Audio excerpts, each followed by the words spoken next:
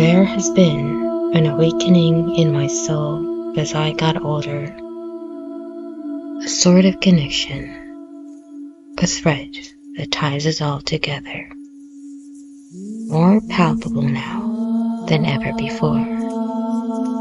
And the more I lean to it, the more I understand me, my being, my world, my soul, and how in this dance we are all intertwined, and how this journey of me is a journey of we, that as humans we are one in our desires, we are one in our struggles, we are one with Mother Nature.